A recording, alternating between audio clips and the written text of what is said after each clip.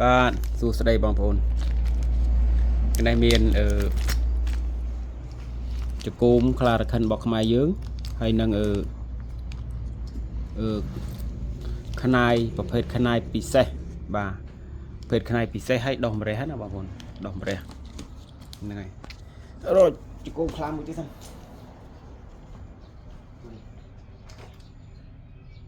នៅផ្ទះពី3ថ្ងៃបងប្អូន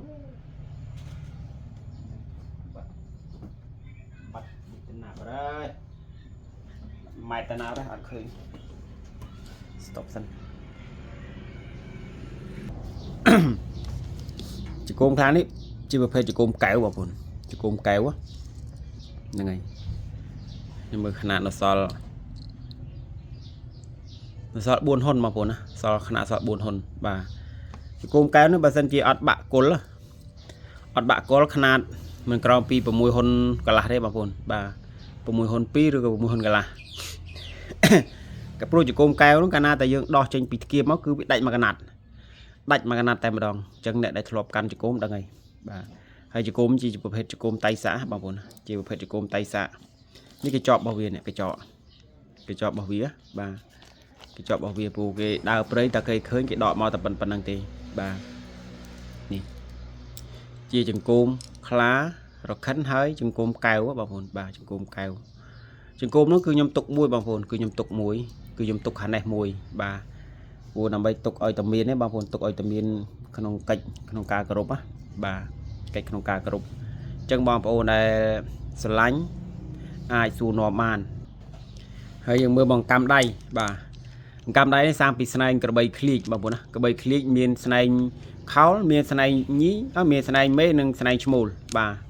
ស្នែងនេះគឺយើងធ្វើស្នែងធម្មតាទេមិនមែនស្នែងបក់ធ្លុទេបងប្អូនបាទបើស្នែងបក់ធ្លុវាមានតម្លៃថ្លៃហើយខ្សែដៃនេះគឺយើងប្រើខាងស្នែយើងប្រើខាងស្នែហើយនឹងប្រើខាងតិចតិជុំបាទពាក់ទៅបែបនេះបងប្អូនណាពាក់ទៅបែបនេះសល់2ខ្សែຂະຫນាត16លីបាទសល់2ខ្សែຂະຫນាត16លីហើយនឹងប្រភេទខ្នាយដែលមានម្រះបាទខ្នាយរបស់ខ្មែរយើងផែននេះកម្រមានបងប្អូនបាទចម្លែកត្រង់ថាវាពោះខ្នាយហ្នឹងគឺមានពូបងប្អូនមានពូហើយឡើយនេះម្ដុំនេះម្រះម្ដុំនេះម្រះនេះម្ដុំនេះម្រះហើយសម្លៀងនេះតាមដែលខ្ញុំធ្លាប់ដឹងគឺធ្លាប់កាច់បាក់ម្ដងហើយដោះមកវិញនេះយើងឃើញកវ៉ាត់ណាកវ៉ាត់នេះគឺម្រះបងប្អូនណាម្រះហ្នឹងម្រះបាទផែននេះមិនងាយមានទេបងប្អូនរបស់ខ្មែរយើងហើយតាន់ត្រឹមនេះបងប្អូនណាតាន់ការតាន់របស់សត្វហ្នឹងគឺតាន់បាន70% តាន់បាន 70% បាទហើយពីគល់ទៅគឺសាច់ក្រាស់តាន់បាន70ទៅ 75% ហើយស្នាមនេះស្នាមកបិតគេកាត់ចេញពីធ្គាមបងប្អូនដោយសារខ្នាយដកអត់ចេញតាមប្រវត្តិដែលអ្នកគេចូលព្រៃហ្នឹងគឺគេថាឃើញធំក្លិនស្អុយហើយឃើញជ្រូកងាប់នឹងច្រាបដេកនឹងក្លុកហ៎បងប្អូនដេកនឹងក្លុកហើយអ្វីដែលពិសេសគឺមួយចំហៀងនេះគឺវាតាន់បាន 75% ដោយបងប្អូនឃើញស្រាប់អញ្ចឹងពុះមានម្រះហើយកម្ពស់ខ្នាយខាងបង្ហូលថ្នោលនេះគឺបានអត់ឃើញទេបងប្អូនអើយបាត់អស់ហើយមកទឹក2ហ៊ុនកន្លះបងប្អូនមកទឹក2ហ៊ុនកន្លះបាទខ្នាយនេះមួយចំហៀងតាន់បាន 75% ដូចម្រះដោយបងប្អូនឃើញអញ្ចឹងហើយមួយចំហៀងនេះបង្ហូលថ្នោលបាទហើយបង្ហូលថ្នោលទៀតសោតគឺចាក់ទឹកអត់ចេញទេបងប្អូនចាក់ទឹកអត់ចេញទេបាទបើជាដោះសាច់នឹងពួនខាងក្នុងបាទយើងឃើញថាប្រហោងធំណាបាទខ្ញុំដាក់ទឹកចូលហើយអត់ទាន់ទឹកមានជ្រាបចេញទេបាទជាប្រភេទខ្នាយតៃសាមានម្រះហើយគូសនំមកគេណាបងប្អូនគូសនំមកគេនេះអានេះខាងសនំមកគេនេះហើយខ្នាយហ្នឹងមានដោះនឹងពួនណាបងប្អូននេះសាច់ដោះនឹងពួននេះហើយនៅខាងក្នុងមួយទៀតបើយើងមើលចំថ្ងៃខាងក្នុងមានសឡើយនេះដោះសពកឡើយនេះហើយយើងមើលថ្មសលៀងបាទនេះថ្មសលៀងក៏មានម្រះដែរបងប្អូននេះ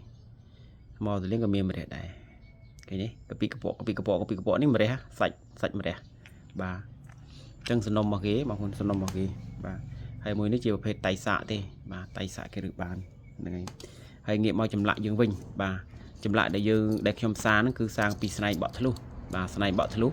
មានព្រះកវាមតិហើយនឹងនេះកណេះសំដែងទឹកដៃ4ណាបងប្អូនបាទកណេះនេះគឺសាងពីស្នែងឃ្លីបបក់ធ្លុះសាច់ក្រាស់ម្ដុំបងប្អូនម្ដុំធំបាទ ចឹងបងប្អូនដែលមានជំនឿទៅលើស្នៃបក់ធ្លុះក៏អាចនិមន្តលោកយកទៅគ្រប់ថែសាបានបាទនិមន្តលោកយកគ្រប់ថែសាបានបាទនេះគឺជាស្ដេចនេះព្រះវិស្ណុឬក៏លោកតារាជបងប្អូនណាព្រះវិស្ណុឬក៏លោកតារាជលោកជាអតិទេពនៅសម័យអង្គរលោកពូកែខាងនេះបង្ក្រាបនៅពពួកអមនុស្សបាទហើយខាងក្រោមនេះគឺពុទ្ធឈ្នាមាបលាំងពេជ្រហើយនឹងព្រះប្រក់នេះបាទនៅសាងពីស្នែងខ្មៅបក់ធ្លុះហើយស្នែងនេះបានមកពីកញ្ចេះបងប្អូនបានមកពីកញ្ចេះបាទបានមកពីក្រចេះជាប្រភេទស្នែងតៃសាហើយមានអានុភាពខ្លាំងបាទអញ្ចឹងបងប្អូនអាចយកទៅគ្រប់ថែសាបានតាមជំនឿដូនតាយើងណាបងប្អូនបាទហើយប្រម៉ៃនេះសាងពីស្នែងក្លីបក់ធ្លុះដែរបាទជាងប្រើហាស្នែមហានិយមប្រើហាតិចតិជុំបាទស្នែមេតាស្រឡាញ់ឲ្យគេស្រឡាញ់អាណិតគេចូលចិត្តបាទហើយចម្លាក់ស្នែបក់ធ្លុះហ្នឹងគឺយើងប្រើហាងការពារនៅមុនខ្មៅភាសាអំពើបងប្អូនណាបាទអញ្ចឹងបងប្អូនដែលមាននិស្ស័យអាចនិមន្តលោកយកទៅគ្រប់ថែសាបានបាទទាំងចម្លាក់ទាំងខ្នាយបងប្អូនណាបាទអញ្ចឹងសូមអរគុណបងប្អូនបាទ